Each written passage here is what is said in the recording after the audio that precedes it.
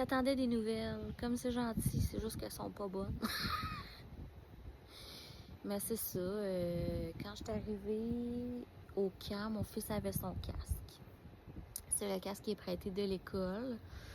Puis là, je me suis dit, OK, ça n'a pas été une bonne journée, mais ça veut quand même dire que la jeune fille, elle a eu le bon réflexe pendant la crise de lui mettre son casque parce qu'elle devait voir que les coups qu'il portait à sa tête étaient d'une puissance hors non. Fait que elle me dit dans le fond que dès l'heure du dîner, ça commençait à être vraiment plus le fun, puis que c'est ça, c'était une journée difficile, première journée de transition, première expérience, blabla. Puis c'était plus la même qu'à matin, c'était une autre jeune fille. Elle avait l'air bien gentille, puis elle me dit qu'elle était très reconnaissante pour le petit mot que j'y avais fait, même si c'était pas le bon numéro de téléphone. Elle était comme, j'en ai eu bien de besoin, là, merci madame. J'étais genre, ouais, je m'en doutais. Puis là, contre toute attente, après ça, mon fils dans l'auto, pas un son, il était full de bonne humeur. On est arrivé à la maison, il était méga content. Ma belle-mère a pris le relais parce que moi, il fallait que j'aille continuer à travailler jusqu'à 5h30. Fait que la seule heure et demie qui a été de bonne humeur, c'est avec ma belle-mère. Parce que quand j'ai fini à 5h30, j'étais allée dire bonjour. Puis il était comme, ça va pas tant. Puis j'étais genre, moi, je vois ça. Puis là, j'ai essayé de le nourrir dans sa chambre parce que d'habitude, ça l'aide. Mais là, une crise a commencé. Puis ça a été une crise de 1 heure. Il saignait bord en bord du front, il en a mis plein sa doudou, il se frappait, il s'est déchiré la peau de la poitrine. 1 heure. Puis je te garantis pas que c'est fini, là. Il me reste bien du temps encore jusqu'à l'heure du dodo. Fait que là, ce qui va se passer, c'est que je prends un petit 15 juste pour, genre, prendre une crise de pause de cette 1 heure-là qui est tellement exigeant au niveau émotionnel et du système nerveux, OK? Puis là, après ça, il va falloir que j'aille en dedans, que j'y donne son bain, que je découpe un plaster spécial pour son front, que j'y coupe les ongles, que je le mette en pyjama, que je fasse son traitement d'orthèse d'avant le dodo, que je mette ses orthèses de nuit, que je fasse la routine du dodo, puis qu'on recommence le tout demain. Heureusement, la différence, c'est que demain, puisque je suis en progressif, je ne travaille pas. Mais c'est ça. Est-ce qu'il pleure parce qu'il s'est déchargé de sa journée? Est-ce qu'il pleure parce qu'il y a des maux de tête, de dents ou intestinaux? Ou est-ce que quelque chose dépasse ma conscience et ma compréhension? Je me pose ces questions tous les jours de ma crise de tabarnak de calice de cette fucking vie.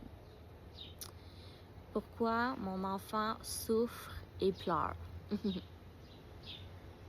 C'est le fun de même. Fait que c'est ça. C'était pas si pire. Il y a de l'espoir, mais j'ai quand même le goût d'abandonner parce que ça nous coûte tous terriblement cher.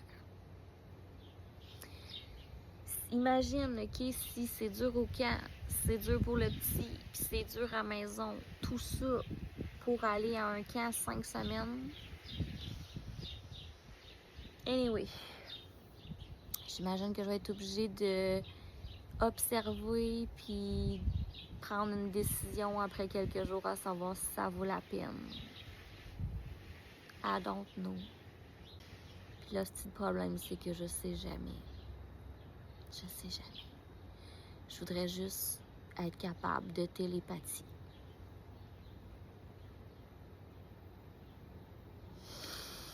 S'il y avait un souhait que je pourrais faire,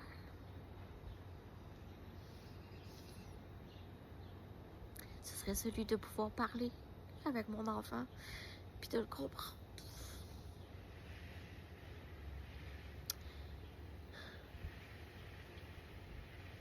Peut-être un jour. Peut-être un jour. Même si c'est triste tout ça. Même si c'est terriblement dur. J'ai la chance immense que malgré tout, mon enfant, il est pas mourant, là. Il y a des parents qui affrontent la vie avec un enfant qui est en train de mourir. Moi, ben, c'est à ça que je m'accroche. J'ai l'immense chance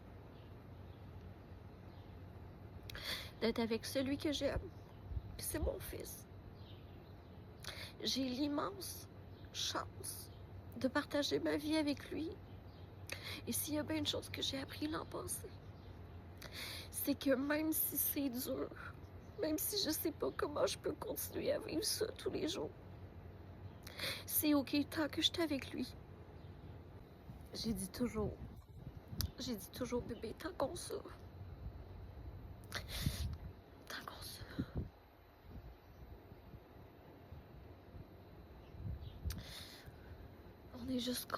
on est juste content de s'être trouvé dans cette vie-ci. On s'est trouvé. Je suis certaine qu'on s'est choisi. Puis mon cœur au complet est à lui. Fait que c'est normal que ça fasse aussi mal. C'est normal que les parents souffrent devant leur enfant qui souffre. Parce que c'est comme si on nous arrachait une partie de notre cœur. Puis qu'on nous demandait de continuer à vivre comme s'il n'y avait rien qui avait été arraché qui nous empêchait de respirer. Mais t'inquiète là. Faut pleurer dans la vie. C'est correct. Il faut que l'émotion elle passe. Sinon, ton corps est très malade parce qu'il est comme « Yo, t'as pas braillé! Ça fait genre 4 jours qu'on a l'émotion de pogner à travers le cul. Qu'est-ce que tu fais? » Puis toi, tu le sais pas parce que t'as jamais appris ça, mais genre, laisse-toi brailler. Ils diront « c'est elle la drama queen. » Ben oui. C'est moi la drama queen, mais c'est toi qui vas avoir un cancer. Bon. Je sais pas, là, tu sais. Anyway. Inquiète-toi pas pour moi. Moi, je fais juste me livrer. Je sensibilise à ce que les parents proches aidants vivent en m'exposant sur les réseaux sociaux.